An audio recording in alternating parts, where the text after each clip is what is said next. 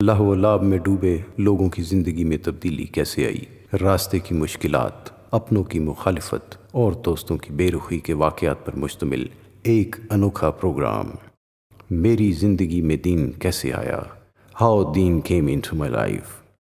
बिस्मिल्लाहिर्रहमानिर्रहीम। नहमदुहु व नुसल्ली अला रसूलिल करीम, अम्मा बाद।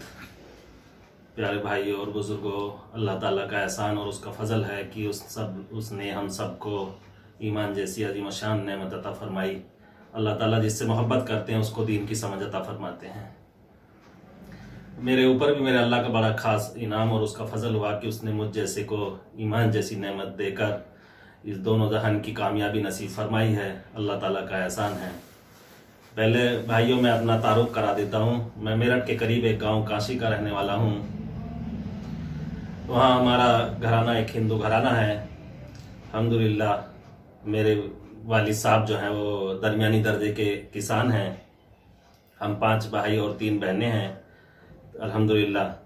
तो भाइयों मैं नानक चंद कॉलेज से मैंने एमए किया है हिस्ट्री से। उसके बाद मैंने 2 साल एलएलबी की है और तीसरे साल में जैसे ही मैंने दाखिला लिया तो मेरे अल्लाह ताला ने मुझे ईमान जैसी नेमत अता फरमाई। असल में इसका सबब ये बना कि वहाँ हमारा गांव जो है काशी, वो उसमें अक्सर मुसलमान हैं। तो वह मुसलमान साथियों से मेरी दोस्ती हो गई। तो वो लोग मुझे जो है सुबह शाम समझाते थे कि देखो दुनिया को बनाने वाला चलाने वाला तो सिर्फ एक अल्लाह है, उसके अलावा कोई कायनात को बनाने चलाने वाला नहीं। लेकिन हम लोग तो जो है हिंदू फैमिली थी तो वो अपने अपने मज़ाहिब के फॉलो करते थे। तो मेरे भाइयों जब वो मुझे समझाने लगे कि वो बनाने वाला तो एक ही है, तो ये समझ तो मेरी समझ में आती थी ये बात मेरी कि अल्लाह ताला ही बनाने वाला है चलाने वाला है। तो मैं सोचता था कि सारी सृष्टि को बनाने चलाने वाला एक ही हो सकता है, अनेक नहीं हो सकते। कि वो सूरज अपने वक्त पे निकल रहा है, चांद अपने वक्त पे निकल रहा है और सारी सृष्टि उस बनाने वाले के हिसाब से चल रही है। तो इसको चलाने वाले 10-5 नहीं हो सकते, एक हो सकता है। तो इसी दौरान कुछ साथियों ने और मजीद उनसे दोस्ती हो गई और दूसरे साथियों से जो मदरसे में पढ़ते थे हापुड़ में, उन्होंने मुझे समझाया कि ये एक अल्लाह बनाने वाला है, उसके अलावा कोई पूजा के लायक नहीं। ये आदमी अपने हाथों से बना लेता है मूर्ति, इसको बनाने वाले भी इंसान हैं, इसको बेचने वाले भी इंसान हैं, इसको पूजने वाले भी इंसान हैं और फूट जाए तो उठा के फेंकने वाले भी इंसान हैं। तो ये खुदा नहीं हो सकते। तो ये मेरी बात समझ में आने लगी धीरे धीरे और बात बढ़ती गई। मैं और कोशिश करता रहा समझने की इस्लाम को। इसी दौरान और हमारे गांव के थे हाफिज साहब, हाफिज अबरार, वो रहते थे दुबई में। तो उन्होंने हजरत से इस बात का तज़किरा किया कि वहाँ हमारे काशी में एक लड़का है जो इस तरह की बातें करता है। तो वो उसी दौरान हमारे गांव के मदरसे की बुनियाद रखी जानी थी। हजरत वाला वहाँ तशरीफ़ ले गए तो हाफिज साहब ने मेरी मुलाकात हजरत से कराई अल्हम्दुलिल्लाह। तो हजरत ने मुझे कलीमा शहादत पढ़ाया और कहा कि अब एक अल्लाह की इबादत करनी है, उसके अलावा कोई पूजा के लायक नहीं। उसी वक्त से मेरे दिल में ऐसा लगा कि कोई चीज़ निकल गई है और कोई चीज़ दाखिल हो गई। उसी वक्त से मैंने नमाज़ पढ़ना शुरू किया अल्हम्दुलिल्लाह। धीरे धीरे इस्लाम को सीखना शुरू किया। धीरे धीरे बात बढ़ती गई और हमारे घर खानदान में ये बात फैलने लगी कि वो लड़का मुसलमान बन गया है। तो हमारे पिताजी कहते थे कि वो अभी ऐसा कुछ नहीं है, वो तो मुसलमान लड़कों से दोस्ती है, तो वो इसलिए वो रहता है उनके साथ। तो मैं धीरे धीरे मस्जिदों में नमाज़ पढ़ता था। तो ये घर और ख़ानदान वाले चेक करने लगे, मस्जिदों पर पहरा लगा दिया कि कहाँ मस्जिद में नमाज़ पढ़ता है। तो एक दिन ऐसा हुआ कि वो हमारे पिताजी ने मुझे देख लिया मस्जिद से निकलते हुए, वो घर ले गए और बहुत समझाया कि मुसलमान ऐसे होते हैं, ऐसे होते हैं, तुम कहाँ इन चक्कर में पड़ रहे हो। तो फिर मैं डरने लगा कि कहीं ऐसा ना हो कि मेरे मुसलमान बनने की वजह से गांव वालों पे किसी तरह की परेशानी आए। तो मैं एक दिन जो है मेरठ जाके कचहरी में मैंने अपना एफिडेविट बनवाया इस्लाम कबूल करने का। और फिर और हिम्मत हो गई कि अब कुछ नहीं बिगड़ सकता क्योंकि अब मैंने सर्टिफिकेट बनवा लिया है। तो फिर धीरे धीरे और बात बढ़ गई और पूरे इलाके में ये बात फैल गई कि वो लड़का जो है मुसलमान हो गया है। तो अल्हम्दुलिल्लाह एक दिन मैंने मौका लगा के मेरे साथियों ने मुझे मशवरा दिया कि तुम मरकज चले जाओ निजामुद्दीन। तो मैं निजामुद्दीन चला गया। वहां से मैं चिल्ले की जमात में गया और जैसे ही मैं वापस आया चिल्ले की जमात से तो गांव में एक हंगामा बर्पा हो गया। तो वो फसाद की शक्ल इख्तियार कर ली गांव में। तो वो पुलिस से जो है पुलिस थानेदार मुझे वहां से लेके आ गए थाने में और बहुत सारी बातचीत करने के बाद उन्होंने कहा कि तुम अब अपने घर में नहीं रहोगे, कोई ऐसी जगह बताओ जहां तुम रह सको हिफाजत से, आपको खतरा ना हो। तो मैंने अपनी जिंदगी में पहली बार मरकज में इतने मुसलमान देखे थे। तो मैंने कहा कि अच्छा आप मुझे दिल्ली मरकज छोड़ाओ। तो जब वहाँ लेके गए लोग तो उन्होंने कहा मरकज के जिम्मेदारों से कि ये आप लिख के दो कि ये लड़का हमारे पास है। तो उन्होंने कहा कि भाई लिख के तो नहीं देंगे, यहाँ इतने लोग आते किसकी जिम्मेदारी निभाएंगे। तो उन्होंने कहा कि हमें ऊपर से ऑर्डर है, इस तरह छोड़ के नहीं जाएंगे। तो फिर वो वापस मुझे ले आए मेरठ प्रतापपुर थाने में। फिर रात को 11:30 बजे पूछा कि अब बताओ अब क्या करें, तुम्हारा कहाँ ले जाएंगे। मैंने कहा भाई हमारे फुलत में हमारे जानने वाले हैं, हमारे हजरत रहते हैं, तुम मुझे वहाँ ले चलो। तो रात को ये मुझे ले गए फुलत। तो जब फुलत वहाँ पहुंचे तो हजरत के घर पे वहाँ गए। हजरत वहाँ तशरीफ नहीं रखते थे, अब इलियास और दूसरे और साथी वहाँ थे। तो उन्होंने कहा, पुलिस वालों से पूछा कि क्या बात है, क्या हुआ। उन्होंने कहा कि लड़का मुसलमान हो गया है, इसको रखना है। तो उन्होंने कहा कि अच्छा छोड़ जाइए।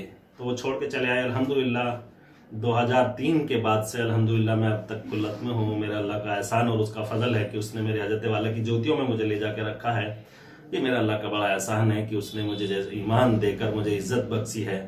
प्यारे भाइयों, असल तो अल्लाह ताला ने ये जो ईमान हमें दिया है ये ऐसी बड़ी नेमत है, ऐसी बड़ी नेमत है। आदमी के पास दुनिया की सारी नेमतें हैं और ये ईमान ना हो तो उनकी कोई हैसियत नहीं। ईमान इतनी बड़ी नेमत है।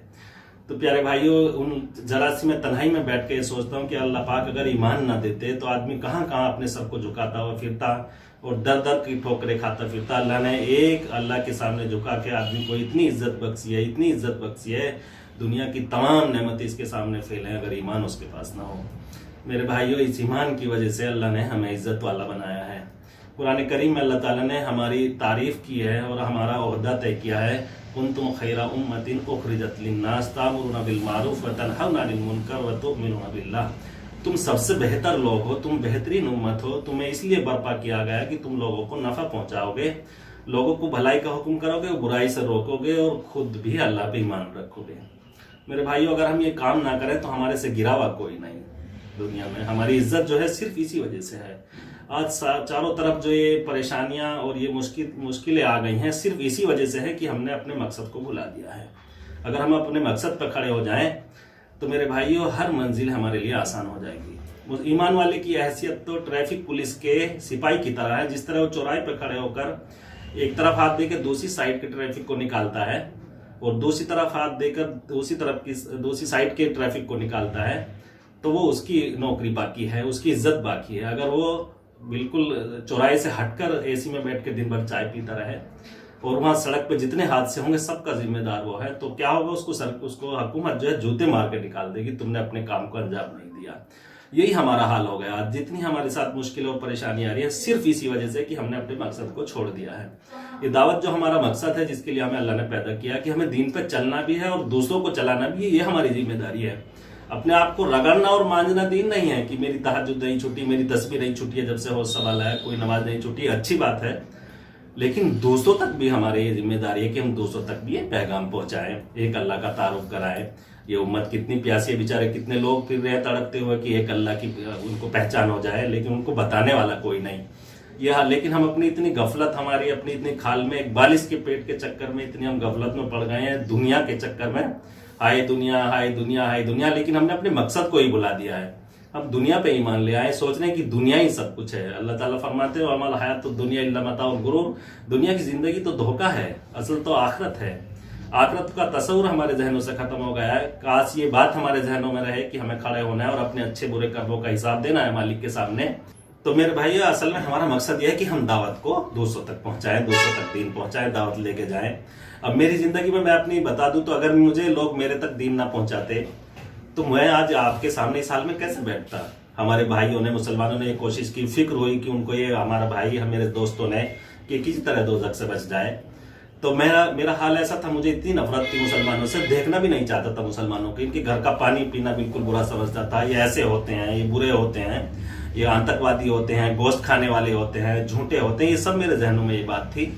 लेकिन जब करीब से आकर देखा इस्लाम को, देखा कि अच्छा ये तो इतना अच्छा मजहब है, इतने अच्छे मजहब को मानने वाले हैं। एक दो लोग बुरा हो सकता है, सब नहीं हो सकते, लेकिन ये हमें गलतफहमी तो जब भी दूर होंगी जब हम दूसरों करीब जाएंगे लोगों के, उनको अपने जो है उनकी बात सुनेंगे, उनको अपनी बात पहुंचाएंगे, तब ये जाके गलतफहमियां दूर होंगी। अब हमारा एक साइड में हमारे घर है, दूसरी तरफ में हमारे मुसलमान भाइयों के उधर घर थे। तो लेकिन वो एक दूसरों से इतनी नफरतें दिलों में थी, एक दूसरों को देखना नहीं चाहता था आदमी। लेकिन जब करीब आएगा तो उसको पता चलेगा। अब मेरी जिंदगी में इतनी खुराफात थी, ये सब चीजें जो है, लेकिन वो जब करीब आए तो पता चला कि भाई वाकई हकीकत में मुसलमान तो ऐसे अच्छे लोग होते हैं। तो ये अगर हम भी कोशिश करेंगे, हर एक तक हम ये बात पहुंचाएं और हर एक तक हम ये कोशिश करें कि हम इनको करीब लगाकर, इनको जो है बिल्कुल, ये हमारे खूनी रिश्ते के बहन भाई हैं, इनको करीब लगाकर, अपने सीने से लगाकर इनसे हम मोहब्बत करेंगे तो आज भी बिल्कुल ये जो है बिल्कुल मोहब्बत करने वाली ये कौम है, ये जान न्यौछावर करने वाली कौम है, बिल्कुल ये आपके करीब आने की कोशिश करेंगे और फिर करीब हो जाएंगे। हिदायत तो अल्लाह के मुकद्दर रखी है, जिसके लिए हिदायत होगी अल्लाह ताला देते हैं उसको हिदायत, लेकिन हमारा जो काम है वो हमें करना चाहिए और हमें हर एक तक इस मकसद को लेके जाना चाहिए और उनको बतानी चाहिए ये बात। मेरे भाइयों, हम सब खूनी रिश्ते के बहन भाई हैं। जिंदगी में एक वाक्य आया, असल में वो हरिद्वार जो है हिंदुओं का एक बहुत धार्मिक स्थान है, बड़ा जगह है धार्मिक। तो वहाँ ऋषिकेश एक पहाड़ी पे इनका जो मंदिर है, शिव का मंदिर है, तो मेरे भाई मुझे वहां लेके गए घुमाने के लिए कि वहां चलते हैं घुमाने, वहां जो है मनोकामनाएं पूरी होती हैं। तो वहां जैसे हम पहुंचे तो 18 किलोमीटर पहाड़ी के चढ़ने के बाद वो मंदिर बना हुआ है शिव का। तो वहां एक शिव की जो है बहुत पुरानी मूर्ति है, सोने की बनी हुई। तो वहां पुलिस का इतना पहरा था कि वो जरा सी देर के लिए दर्शन करते फिर निकाल देते हैं बाहर। तो वो मैंने अपने भाई से पूछा कि अभी तो हम देखा भी नहीं अच्छी तरह, निकाल क्यों दिए कि बस वहां इतनी देरी दर्शन कराते हैं। मैंने कहा अच्छा है, पुलिस क्यों है? तो मेरा भाई कहने लगा कि यहाँ पुलिस इसलिए है कि ये सोने का है पेवर, प्योर सोने की बनी हुई मूर्ति, को इसको उठा कर ना ले जाए। तो मेरे दिल को एकदम चोट लगी और ऐसा लगा जैसे किसी ने झंझोड़ दिया हो दिल को। अच्छा, इस शिव को भी चोरों का डर है?